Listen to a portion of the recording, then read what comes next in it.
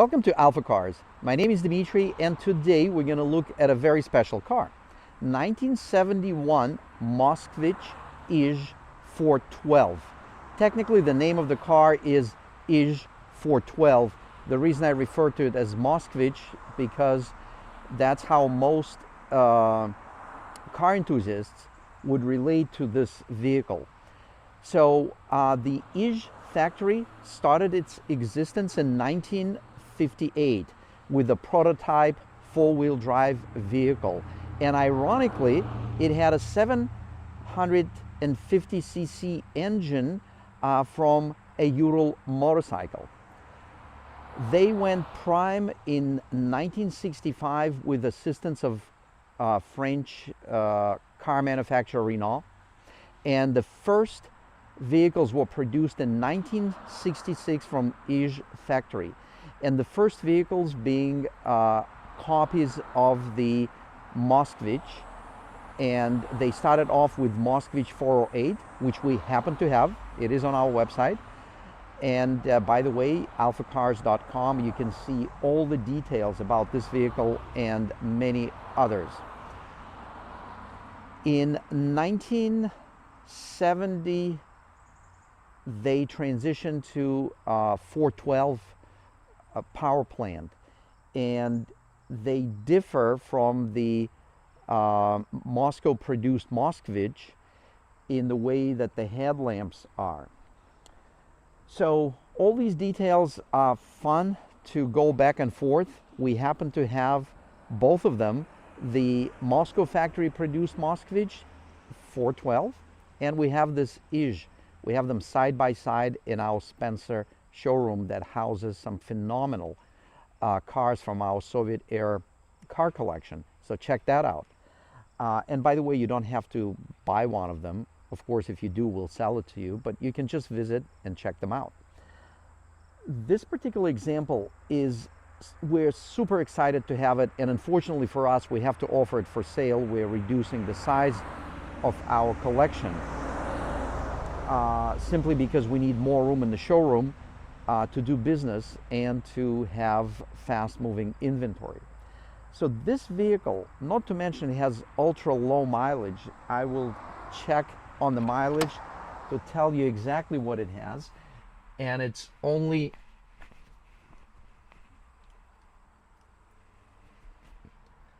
actually just went over 25,000 kilometers. I'm sorry, 25,000 kilometers, 25,008 kilometers to be exact. So this car is extra special because it is, as most of our Soviet era car collection, this is an original car. Every body panel is original, and even the paint is mainly original on the car. There are 3 panels that I'll show you that were refinished just before we purchased the car, and we knew exactly why there was some cosmetic damage, so they were nicely color matched, and I'll show it to you on the right side. 2 doors and the rear quarter panel. But we will take the paint meter tool to this car. This is the same paint meter tool we use on every car that we buy and sell here at AlphaCars. With this paint meter tool, we'll be able to see if the paint is original, and if it's not original, you can then go a little bit deeper, and you can, almost like an x-ray, you can kind of dive into and see why was the panel refinished. Was it just a cosmetic refinish, or you can measure the depth and you can see some body filler. So this car was purely cosmetic, and we'll see it with this paint meter tool. So let's get right to it, and thanks again for watching this video. My name is Dimitri. You're watching it on AlphaCars channel. Consider subscribing, sharing, and please let us know which videos you like by simply clicking that like button. In fact, if you want to do it now, please go ahead, and I promise you this will be an informative and exciting video. Of course, if you want to buy this car, it's going to be super helpful. But if you simply want to learn more about what do we look at when we look at vintage cars, classic cars, how do we determine originality of the vehicle, we're going to show it to you all in this video. Thank you. Before we get started with our paint meter tool, we'll take a walk around the car as usual. just so you can get a good idea of how it looks. And this car is a head turner. We just recently used it, participated, I should say. We participated in a Gold's microcar event. By the way, check out that event on their website, and we'll have the link in this video. And this car was a hit. I mean, people loved it because, again, even in the car enthusiast world, this is not something that you see, I was going to say, very often. I don't even think you see it ever. A lot of people never seen them, never heard about them, and that's why it made it so exciting for them to see it. And we have this car here in the United States. It is currently part of our AlphaCars Soviet era car collection, and the collection is housed in our Spencer location, so check that out. We have some really exciting cars. Our maximum amount of cars that we had in collection was 36. We're down to, I believe, 23, and we still need to come down a little bit lower because we're making room for just for standard vehicles that we sell on a daily basis. It's awesome to have the collection, but just for business, we need to have more room. Okay, so let's get started with our paint meter measurements. We're gonna start from the roof, and I'll be measuring and reporting to you the readings. We have 4.0 on the roof, and it's pretty much throughout the roof, 3.5. What are we looking for? The measurement is anywhere from 2 to 5, maybe 5.5, 6 in some areas. And there are 3 panels, as I mentioned earlier. They will have slightly higher readings because they were refinished. We're also going to look at the panels like this. The cowl measures 3. Hood measures 4.5. 4.0 in the front of the hood. 4.5. 6.5, which is still would be considered factory paint on this vehicle.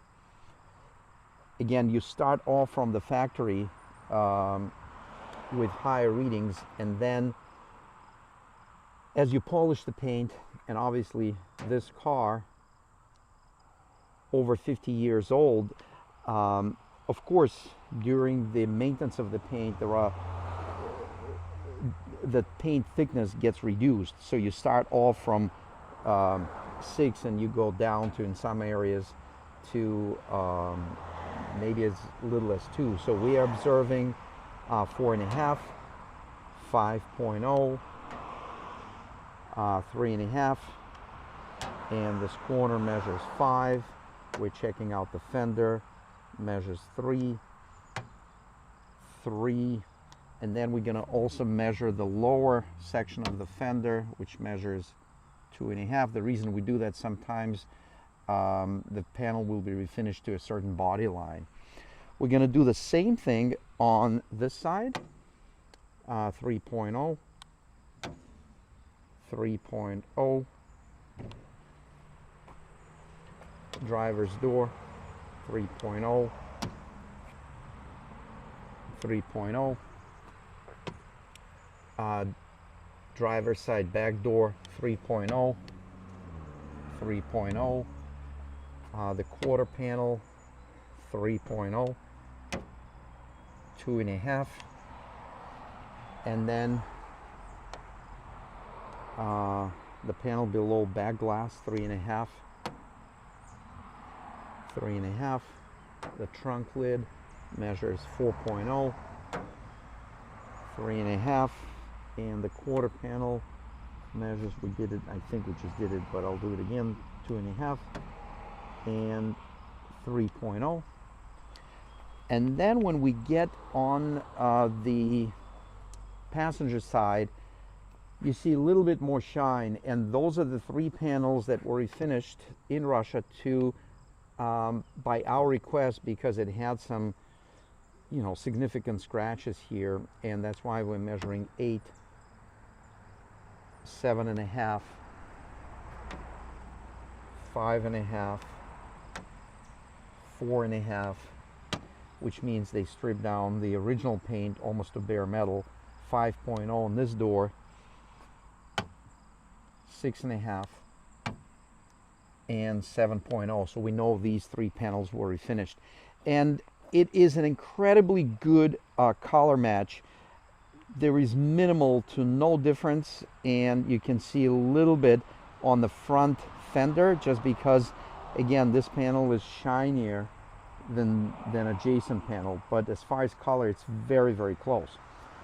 And we'll measure the roof on this side, which measures 3.5, and the back side measures 3.5. So now that we got the paint condition out of the way, I'm still going to go over and spend some time on the exterior of the vehicle. We're going to look at the chrome, and as you can see, it's very, very presentable, and it's all original. The chrome is actually original. We're going to look at the lights that look pretty good, the headlamps. The fog lamps look nice. There's a little bit of rust pitting, minimal, on that one. The lens looks good. The wheels look great, and the tires are something really special. It is still made in USSR, so this tire is a pretty old tire, and it's still, look at the condition, look at how the rubber was made back then. So you can see this is still original tire. The rim is in great condition. Here's the matching original tire also. The lights are in, I would say, in good condition. They're definitely presentable. The chrome is nice. A little bit of fading here and there. One little crack right here. I would say it's not a separating crack, just kind of like in the plastic. Overall looks very, very nice. The rear body panel, very presentable. The lower panel is presentable. And we do have the video on the underbody, so we'll link that. And there are occasional touch-ups you're going to see, like right here. And there was something, okay, one right here you can see. So you can see a couple of them more on the hood, but overall, again, it's very presentable. The windshield is in great condition, and it's possible that it's original because, again, the car is 25,000 kilometers. As we are on the windshield topic, I'll comment on the condition of wipers. They're definitely original arms and the original wipers. So the rubber can be replaced with just a standard Bosch insert. So let's transition to the inside of the vehicle. And here is, it gets really exciting because from the appearance to the smell to the colors, this is period correct vehicle. It is an amazingly period correct vehicle. Also, it's got a couple of tweaks that were typical for that vintage automobiles in Soviet Union. And I'm sure if you're looking at this car, you've heard that cars were not easy to buy in Soviet Union. There's a great joke by Ronald Reagan after his trip to Soviet Union, and that joke is just amazing. But it definitely confirms the fact that in order to get the vehicle, one, not to mention it was almost impossible to save up the money. Cars were very expensive, but you could definitely wait 10-12 years to be able to buy a car. So once a family purchased a car, without exception, I would say most of them would go through a substantial overhaul. Like literally a brand new car would be taken apart, fenders would be off, carpet, seats, everything would be removed from the car. And this car is a great example because we can see, you see these streaks of orange primer. You can see it right here. You see that? Because what that means that this car was taken apart by the owner, and all the parts from inside were treated with rust converting primer and refinished with that primer, and then at certain sealers, you can see these sealers, and they lasted over 50 years. They're still there, and this car has absolutely no rust. You will also see it on the underbody, and that primer, you can also see it right here because it was applied on the floorboards. It was always done on the floorboards, and you can see it right there. See that orange stuff? That is not from the factory. This car was completely taken apart. Imagine someone in the United States or any country, I would say, in Europe, a car owner, in order to extend the life of the vehicle, would take it completely apart. When I say apart, it's like everything comes out of the car. You have the body shell, and then you paint it, and you do it to the inside of the doors, inside of the rocker panels, and then, you know, like 50 years later, we are very thankful because this car is still here and it has absolutely no rust. So definitely check out our underbody video, because the underbody gets another layer of treatment that gets applied. It's really thick, non-hardening undercoating that gets rubbed in with the brush. So that's what took place with this vehicle before it ever saw a road for the first time. Obviously was driven to the location. Usually, I've seen that happen. I grew up in Soviet Union. I've seen this happen right in front of the apartment building in Moscow. A car would be in pieces and someone is applying the rust preventive treatments. By the way, we do rust treatment here at AlphaCars, so check out those videos because they will extend the life of the vehicle. We don't go to the extreme, but we definitely do that, and we've done some on the brand new Broncos. Those really need it. Okay, so let's get into the trunk, and for that we're gonna lift this up, and after we release the trunk, we're gonna see some goodies here. Obviously, we're going to look at the condition of everything. At a first glance, it is impressive, and check out the inside, and it's all really, really nice. Obviously, we're going to lift up the carpets, and things are absolutely rust-free throughout. There's not a spot of rust. We have the tool kit, which is basically a brand new one. I think this one is from the 80s. It's not the original one. This one was an add-on, and it comes with a little list of items. Actually, I can see it's 1998. So there's a stamp of quality control from 1998, and it was never used, and it's got all the wrenches, even the specialty tools for this Moskvitch. And here is the original tool kit, which you can see it right here. And there is even a crank that one can use to start the vehicle. So, oops, here it is. We got it. Now look at this crank. I don't know if we're gonna start it.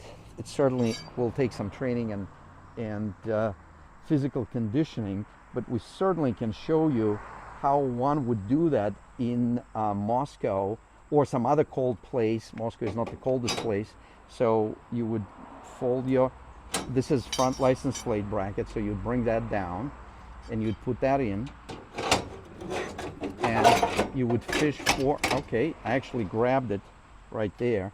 So check out this look, pretty cool. And then you would have your ignition on. Obviously that's a cold engine. I'm pretty sure it's not going to start, but I'll show you how it gets hooked up. And by the way, we're looking at the produced the UMZ. This is the motor factory made in CCCP. USSR technically. So we're looking at a slanted 1.6 liter 4-cylinder engine, super reliable, really an amazing simple technology, but I'm gonna show you that's how it gets connected to the crankshaft, and I'll show you how we would crank it, and we can give it a crank. So I'm gonna make some room for me by lowering the hood.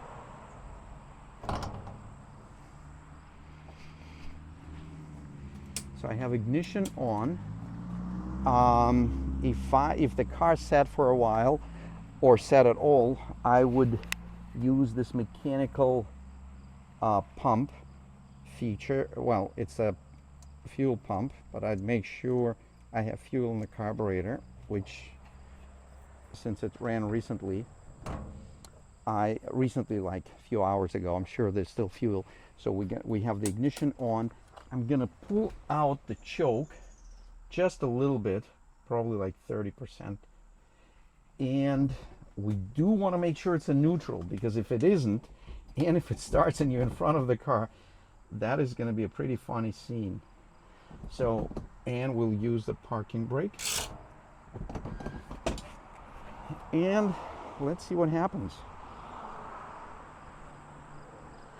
And there's a certain way you hold this. You don't put your hand on the inside. You hold it like this in case it kicks back.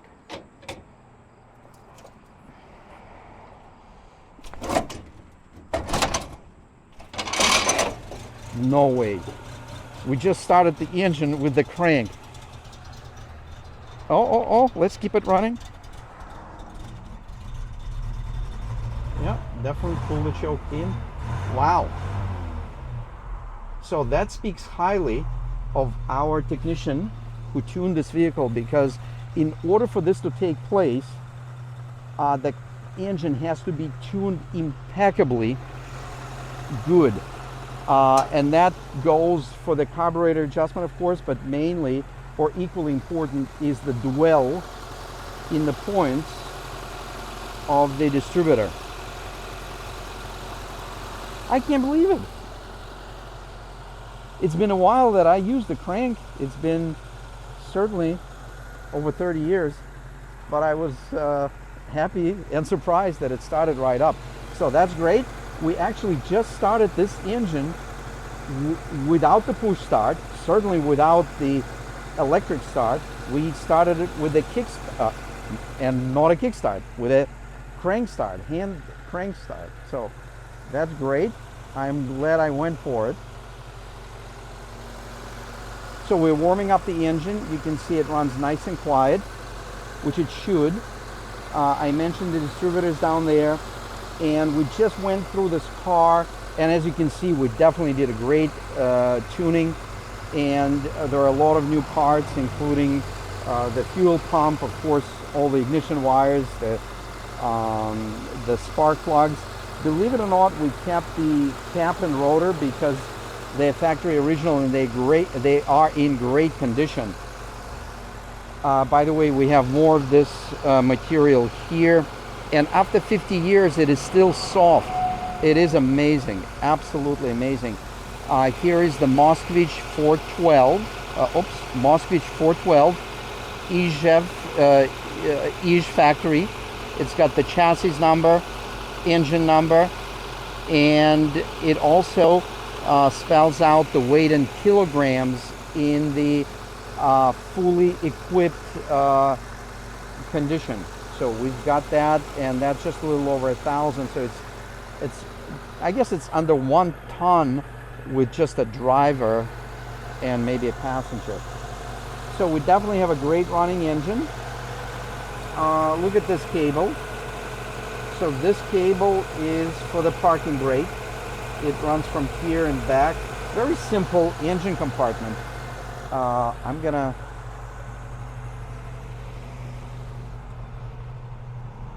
push that in. We've got a little bit of engine temperature. It idles beautiful. And by the way, the air filter has oil element, so there's nothing to change, just keep it clean. And as far as the engine compartment, here's the steering box with a little adjustment, clutch master cylinder, brake master cylinder. We have the voltage regulator. We have the fuses. Check them out. There are a lot of them there. Hold 3 fuses for the entire vehicle. And these are reusable fuses. So if you look at that little wire, when that wire in the bottom goes, you take the wire from the top and put it on the bottom. And that's it. And it's on the backlight, which is popular these days. Oops. I'll get that. Oh, and that revealed the fuse schematics. We have the heater, turn signals, and the horn. Why would you need any more than three fuses?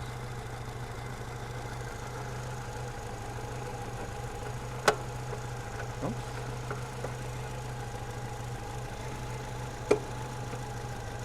This is the way to do it. Yep, got it.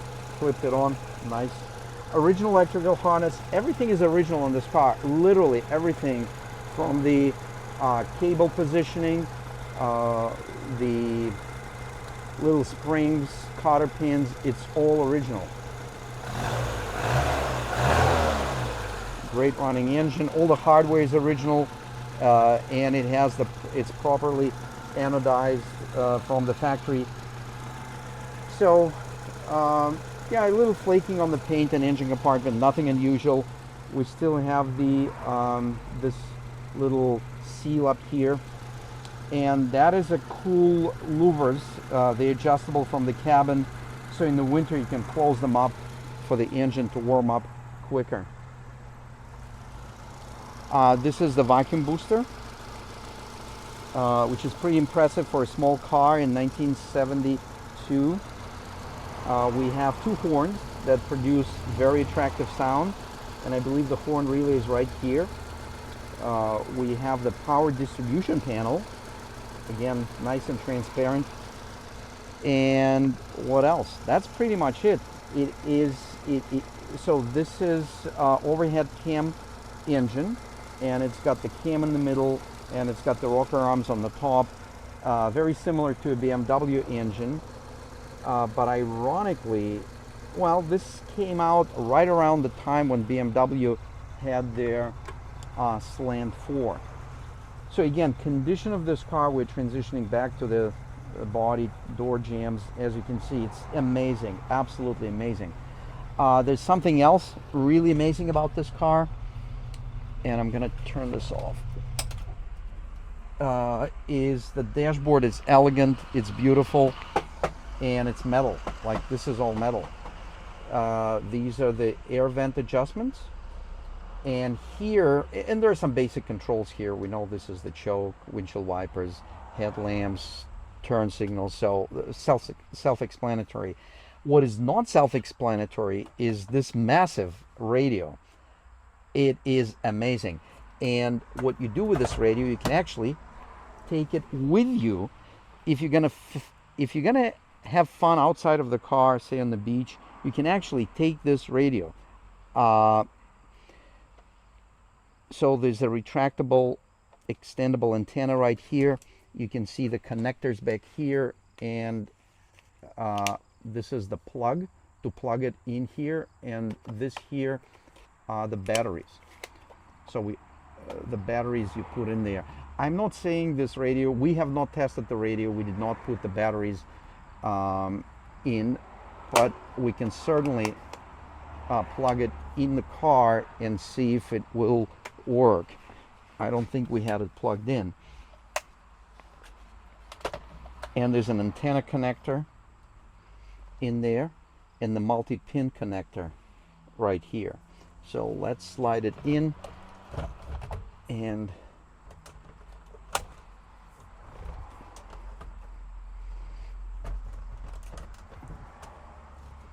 then this goes back and locks the radio in place.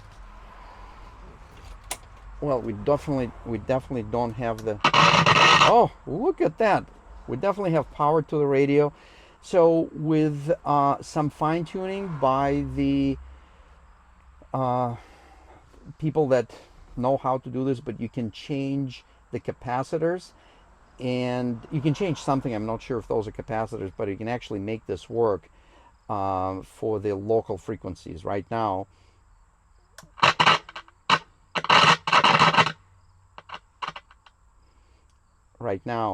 we're not going to get much out of it, but we know we're getting power to it, so that's great. Anyway, we covered that. There's a hidden little ashtray right here that has never been used as an ashtray. And going back to the condition of the vehicle, as you can see, impeccably good seats, all original. Back seat is in great condition. There's not a speckle of rust anywhere, which is huge. You can still see all the original seams, all the original proper spot welds. And those are the things we look at when we look at a vintage car. And it comes with period correct medical kit. I wouldn't recommend using it, but it actually has everything that the medical kit is supposed to have in order for the car to be legal in former Soviet Union. Because you could get pulled over, and if you didn't have one of these, they could actually cite you right on the spot. So we've got that, and again, there's a quality control signature. It's a physical signature, so let's see, it's a year 1978, so this is not the very original one, but it looks very, very similar. And then in the back we have the sunshade, and this sunshade and the steering wheel cover are extra special touches for this car. So the steering wheel cover, in order to do this, you would have to do it right on the steering wheel. So you would actually have to make it right here and work around the steering wheel, and then it's done nicely. And then the one for the back window, as you can see, also period correct, fits nicely, and definitely adds to the elegant look.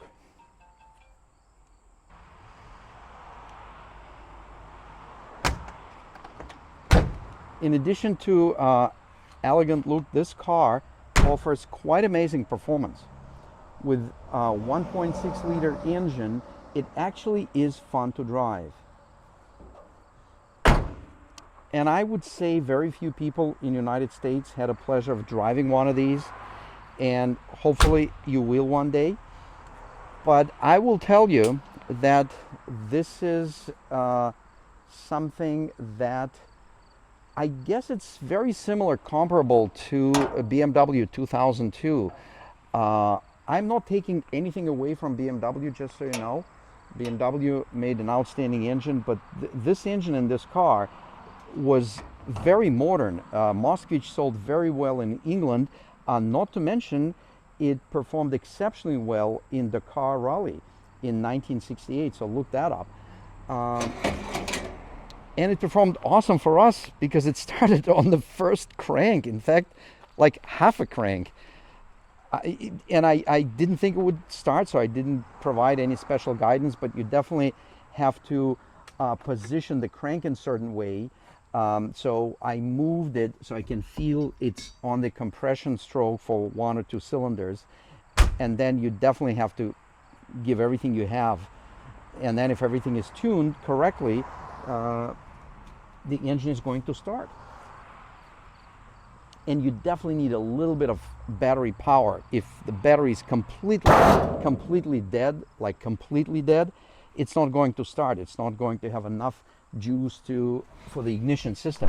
But if you have any reasonable voltage, something close to like even 11 volt, it will start. Well, we have a good battery, so this time we're using a starter motor. I'm going to lower my windows. Nice and smooth operation. We also have this high performance vent window, high performance because it delivers some serious airflow when it's open this way. And I'll open this window.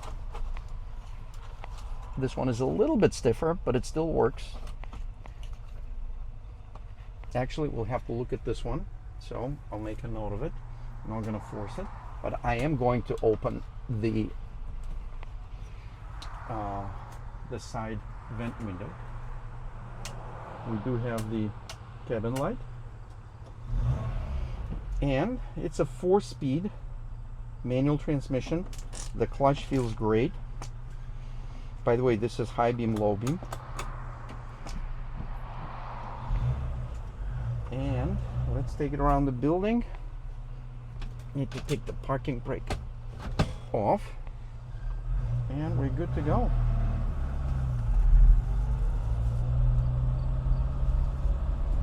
Excellent performance.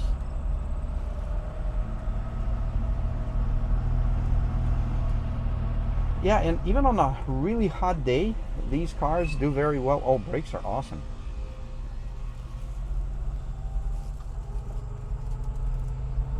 So we'll take it for a quick spin. Shifting is nice and easy. Plenty of power. Really plenty of power. I'm not joking. And you can always say you have the biggest radio in the universe, because I haven't seen them much bigger than this.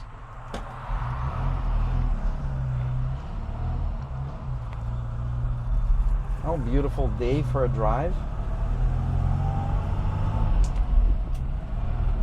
Suspension works awesome. And I apologize for somewhat rough shifting, because I'm shifting actually with my left hand.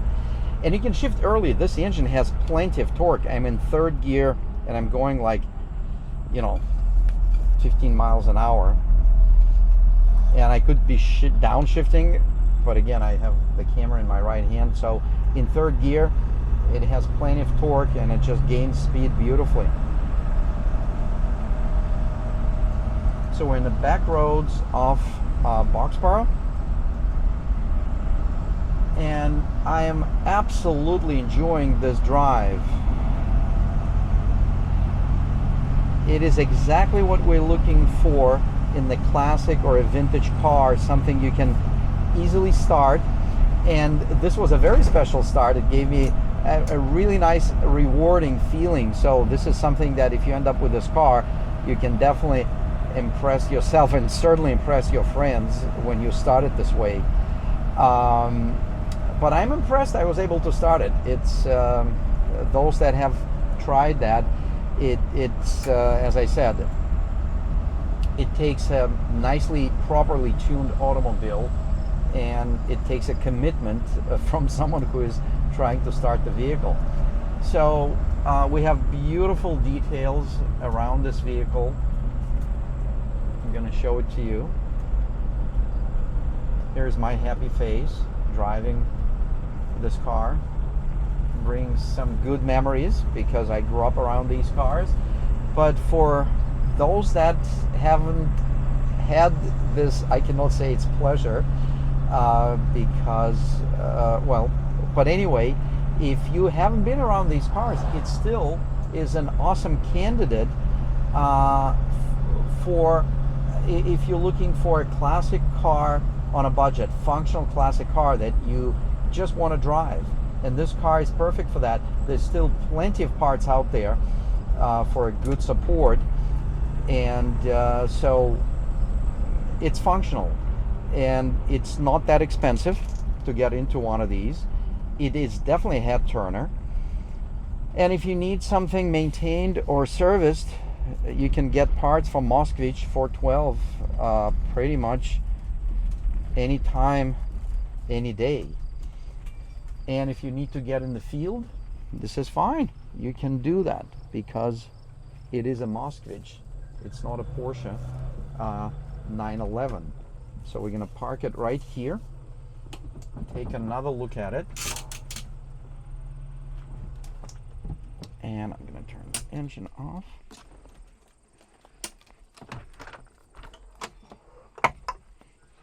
Yeah, we've got door stops right there, and they work.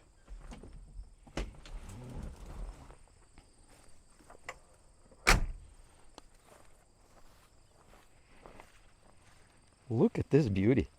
What a nice setting for this car. Excellent lighting.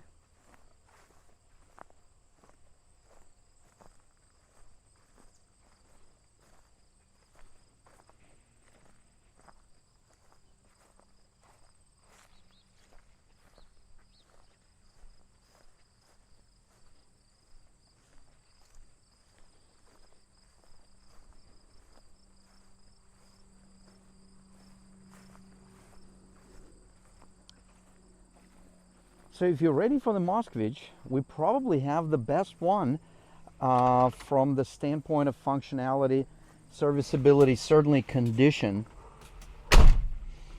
And we're gonna take the parking brake off.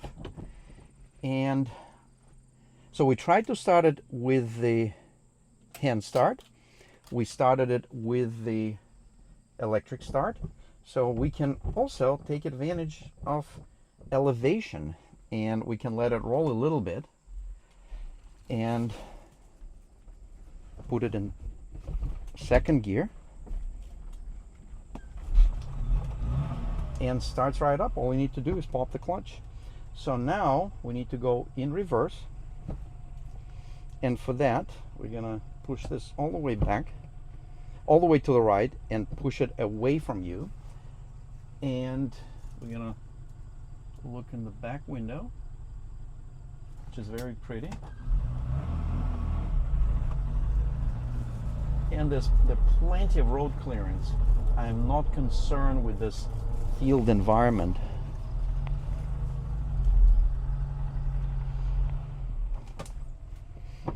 With this car.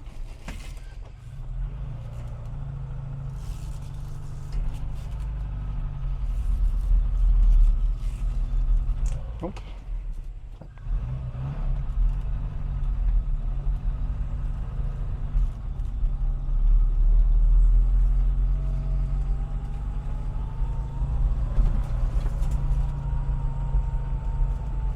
I tried to get that car, but they didn't make it in a hybrid. They didn't make it in a hybrid? Wait a minute, are you, don't tell me, are you Daniel's father? Yes. I'm Chris. Oh. That's a beautiful car. It is a beautiful car. I love the color of it. Yes, this is What is it? It's a 1971 Yeah? Moskvitch. It's made in the country that doesn't exist anymore. It's called Soviet Union. Real? Was it a big seller? Anything on four wheels in Soviet Union was a big seller. So Now the kids get their sense of humor from both of you. okay. Because Olga has a sense of humor too. Well, she does. How Yes. are the boys doing? They're doing great. How Yeah. many more years before Grisha goes to college? 2? 2. Yes. And then you skip one, and then Yasha? Yeah. Skip one, Daniel? Yeah. Does she sing anymore, Olga, or not? She does at home. She doesn't do it publicly anymore. Too busy? Yes. You still have the store in Northampton or Yeah. Rye? Northampton. Absolutely. How about down in Millbury or around there? And we never had one there, but we have one in Spencer. That's what I mean, Yeah. Spencer. And then, how about in Acton? We have the showroom there. Yeah. Are you right out straight all the time? It's busy. Yes. Say hi to the boys for me. I will. And Olga. Yes. I just saw Annette. Yeah. You know Doug is Yeah. gonna... Yeah. And I saw the Castros just now. Oh wow. Well, say hello for. Car. Oh, this thing is absolutely amazing. All right. Take Thank care. you.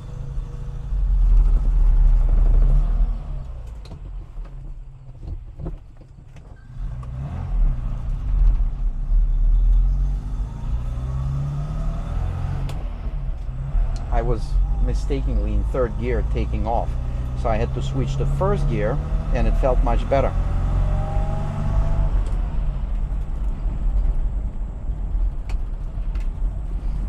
Oops.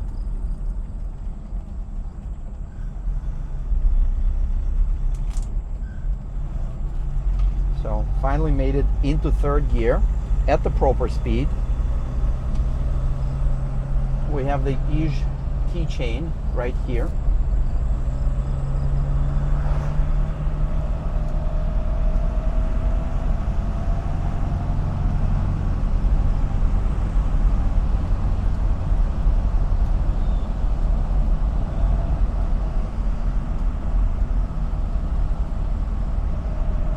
right under the speed limit.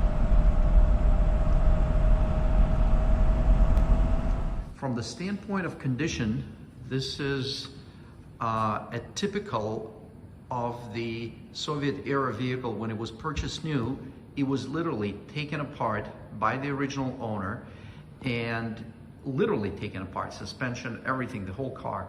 And then it was coated with a marine rust primer, rust preventive primer, and then a heavy duty, looks like epoxy based undercoating was applied, and it lasted for all these years, 30, 40 years. And that is the only reason this car survived. And obviously it was not driven in the winter, which helped quite a bit.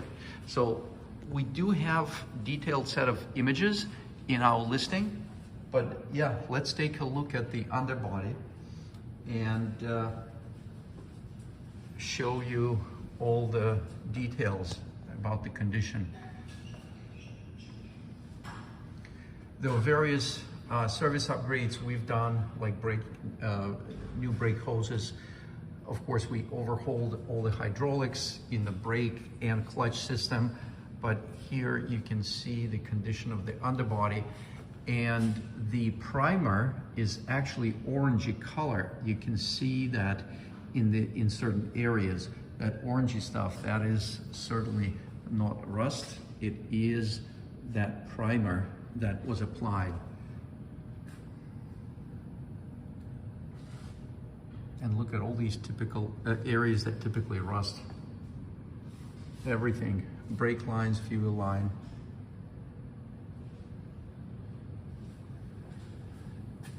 Here you can see an enclosed area pocket where you can see that rust converting primer was applied.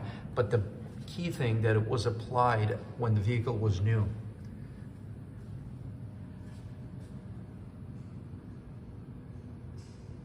And look at the leaf springs. They are also done old school. They're soaked with thick oil, and they were actually wrapped with plastic. We took that off, and the thick oil is still there. Here's a spot, I think we had towing tie down, and you can see where we went through the epoxy undercoating, and that primer is under there.